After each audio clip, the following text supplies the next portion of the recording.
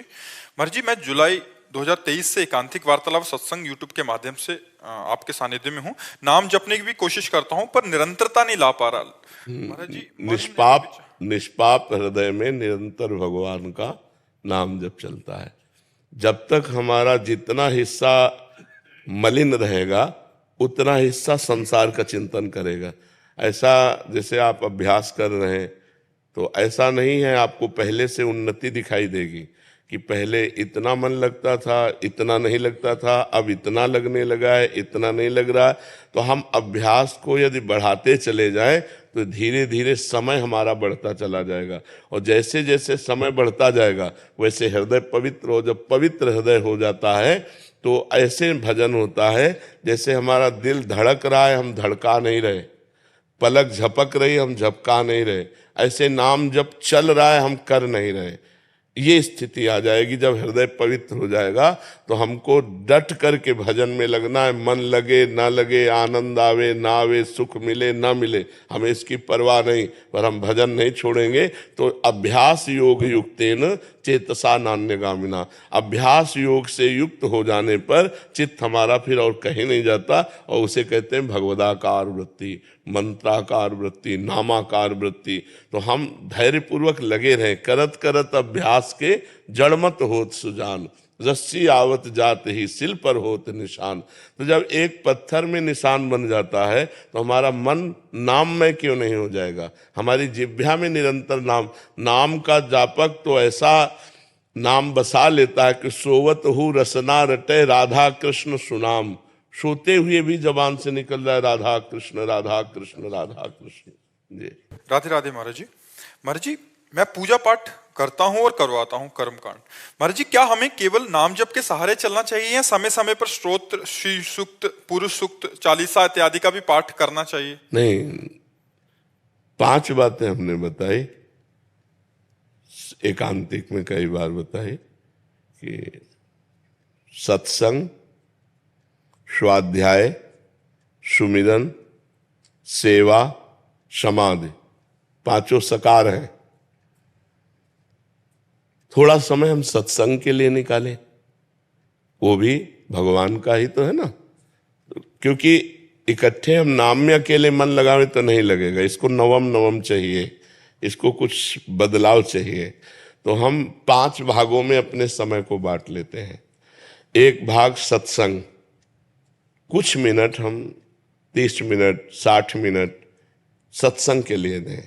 अगर हम सत्संग में रोज नहीं जा पाते हैं तो आजकल यंत्र है, मोबाइल से सर्च करें, हमें जो अच्छा लगे, जहां ऐसा समझ में आए कि शास्त्र सम्मत सत्संग हो रहा है, जिसका कोई ताल्लुक नहीं है, शास्त्र से मतलब नहीं, बस एक मनोरंजन, वो प्रथम श्रेणी के जो एकदम बिल्कुल शून्य है उनके लिए तो चलो, जिनको का नहीं आता स्कूल में तो पहुंच गए, लेकिन जो सत्संगी है उनको तस्मात् शास्त्रम प्रमाणम थे, शास्त्र प्रमाणित बात होनी चाहिए।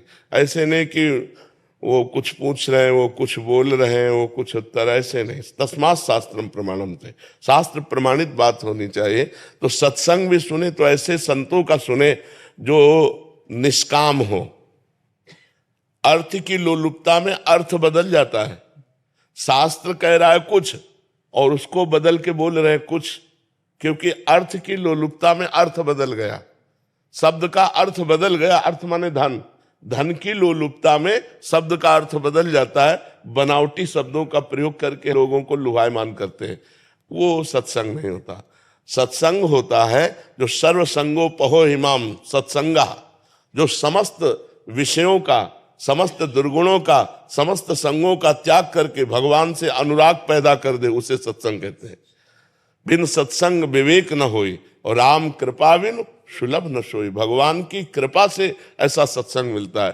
तो पहला जैसे सत्संग, अब दूसरा स्वाध्याय, हनुमान चालीसा का स्वाध्याय, श्री सूक्त का स्वाध्याय, दुर्गा सप्तशती का स्वाध्याय, और भी जो भी शास्त्र हैं उनमें जो पढ़ना चाहते हैं आप वो स्वाध्याय कर सकते हैं।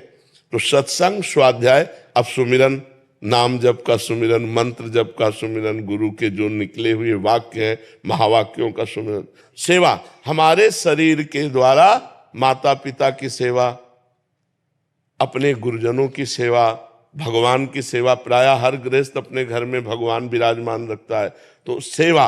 और फिर एक आखिरी बात है जो बहुत जोर की है, समाधि। समाधि का तात्पर्य होता है एकांते सुखमास्यताम, एकांत में सुखासन में बैठ करके और मन की गति को देखना। छोड़ दिया, एकदम छोड़ दिया, कहाँ जा रहा है, जहां जा रहा है वहां देखो क्यों जा रहा है, हटाओ उसको, वहां से हटा के अपने लक्ष्य पे लगाओ। चित्त वृत्ति का निरोध करके परमात्मा में लगाना ही योग कहा जाता है। और धीरे धीरे धीरे धीरे शांत, नींद ना आने पावे, तंद्रा ना आने पावे। इसीलिए जब समाधि शब्द आता है तो फिर आसन प्राणायाम आ जाते हैं कि प्राणों का संशोधन करके आसन पर बैठकर शांत। और ना कुछ समाधि हो तो कम से कम नाम का ध्यान करे, राधा राधा। तो ये 5 बातें, जैसे सत्संग, सुमिरन, स्वाध्याय, सेवा और समाधि, ये 5 बातें ना, तो इन 5 बातों में आप 5 स्वीकार कर लीजिए तो आपका संपूर्ण भजन होने लगेगा। ठीक है। और पांडित्य कर्म में सावधानी रखिए कि जिसका अनुष्ठान जितना लीजिए उतना पूरा कीजिए। अगर जजमान को तो पता नहीं है और हमने अनुष्ठान का पैसा लिया और अनुष्ठान पूरा नहीं किया, तो फिर भगवान देख रहा है, फिर वो आपकी बुद्धि पे हानि पहुंचाएगा। आप भजनानंदी तो आपके भजन को ले लेगा। तो किसी का भी अनुष्ठान कीजिए तो उतना ही अनुष्ठान कीजिए जितना संकल्प लिया है, संकल्प के अनुसार उसे पूरा करेंगे तो आपका भजन मार्ग पुष्ट होता रहेगा। महाराज जी, किसी जीव पर श्री जी की सबसे बड़ी कृपा क्या हो सकती है? वो सब कुछ भूलकर श्री जी के चिंतन में डूब जाए, प्रभु के सिवा कुछ याद न रहे, इससे बड़ी कोई कृपा नहीं। और ये कृपा संत समागम से प्राप्त होती है। उमा, संत संग के समान कोई लाभ नहीं है, भगवान शिव ने कहा है। अगर संत संग मिला तो भगवंत प्रेम जागृत हो जाता है। भगवान के स्वरूप में, भगवान के नाम में निरंतर डूबे रहना, कोई इससे बड़ा कोई लाभ नहीं। मनुष्य जीवन का परम लाभ, श्री जी की परम कृपा का यही फल है कि उनका निरंतर स्मरण होता रहे। संत समागम सम न लाभ कछुआन, उमा संत समागम सम न लाभ कछुआन। तो संत संग से विवेक प्रकट होता है, विवेक से सत असत का निर्णय होता है, असत संसार का त्याग और सत भगवान का चिंतन। भगवान के चिंतन में निरंतर डूबे रहना ये कृपा है। संसार का पद मिल जाना, रुपया पैसा मिल जाना, संसार के भोग मिल जाना, ये तो पापियों के पास भी है। सुत दारा धन लक्ष्मी पापियों के घर होए, संत समागम हरि कथा तुलसी दुर्लभ दोए। ये दुर्लभ बात है कि भगवान की चर्चा में अश्रु बह रहे हैं, भगवान के चिंतन में गदगद स्वर होकर के भगवान के चिंतन में डूबा हुआ अपने जीवन को व्यतीत, ये सबसे बड़ा लाभ है। और ये लाभ मिलता है सत्संगी पुरुष को, जो खूब संत संग करता है, उसकी रति भगवान में हो जाती है। समझ पा रहे बच्चा? आपने एक एक्वेरियम लगाया था घर में, जो जैसे शीशे का होता है, जिसमें मछली आदि रंग बिरंगी मछली जो दृश्य के लिए, तो उसमें कह रहे हैं कि वो हम उनको खाना भी समय पे डालते थे, जैसा जो भी सब ध्यान रखते थे, बट एक एक करके सारी मछली मर गई महाराज जी। इसलिए कह रहे हैं कि वो अभी उनका पाप मुझे लगेगा क्या? नहीं, अब एक तो होता है आयु पूरा होना, जैसे उसकी आयु पूरा है तो आप अमृत में रखो तो भी मर जाएगी। और एक होता है हमसे त्रुटि हो जाना, जैसे चूंकि वो आपका पर्सनल इंतजाम है ना, वो कोई समुद्र तो है नहीं कि भागवतिक इंतजाम है, वो आपका पर्सनल इंतजाम है उस मछली के लिए। अगर आपके द्वारा उसमें कोई कमी नहीं, अब हमें तो इसका ज्ञान है नहीं, मान लो उनको जो खुराक चाहिए, उनको जो ऑक्सीजन चाहिए, उनको जो जीने के लिए चाहिए, वो आप व्यवस्था कर रहे हो, इसके बाद एक एक मरती जा रही है, तो अगर उनकी आयु पूरी हो गई तो कोई बचा नहीं सकता।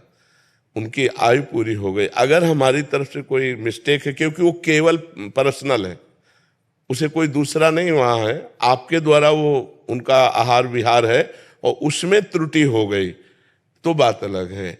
अब हमें तो पता नहीं है कि ना उसमें क्या क्या चाहिए, हाँ उनको जीवन जीने के लिए क्या क्या व्यवस्था चाहिए। अगर वो व्यवस्था आप कर रहे हैं और फिर भी मर गई है तो एक आयु भी तो है ना समाप्त होने की, जीव की एक आयु है और वो समाप्त हो जाए। तो अब जिस जीव की आयु संपन्न है उसको आप अमृत में भी रखें तो मर ही जाएगा वो। तो उसमें आपका ये पर्सनल देखना है कि उसमें जो खान पान सामग्री की व्यवस्था थी वो आपने बढ़िया की। अब ये तो पवित्र हृदय नहीं, लोग मछली कल्हार के खाते हैं। तुम्हें मछली के मरने पर शोक है और लोग मछली तो काट के खाते हैं। ये तो बड़ा अच्छा हृदय है आपका कि आप उसके विषय में भी शोकित है। जी जैसे अपना 4 ही रह गई तो मतलब मन है और जैसे पहले ज्यादा थी, मतलब 15-16 थी, तो अब दोबारा लाई जाए या मन नहीं कर रहा कुछ?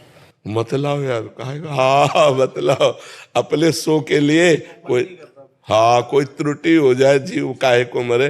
पर बहुत बढ़िया हृदय है यार, भगवान सबको सद्बुद्धि दे और जीवों के प्रति ऐसी ही दया हो जैसे आपके प्रति भाव, आपका भाव है जीवों के प्रति। सब जीवों से प्यार हो, सब जीवों का दुलार हो, सब जीवों को जीने की प्रकृति में हाँ छूट है, लेकिन जिनको अपनी जबान की चाट और अपने शरीर की पुष्टता का भाव है वो लोग ऐसा करते हैं। आप शोकित ना होइएगा, आपकी तरफ से कोई त्रुटि नहीं है तो अपने आप हो। महाराज जी, मैंने जीवन में अनेक पाप किए और कभी पछतावा नहीं हुआ। आपकी कृपा से 2-3 सालों से आपने जीवन ही बदल दिया।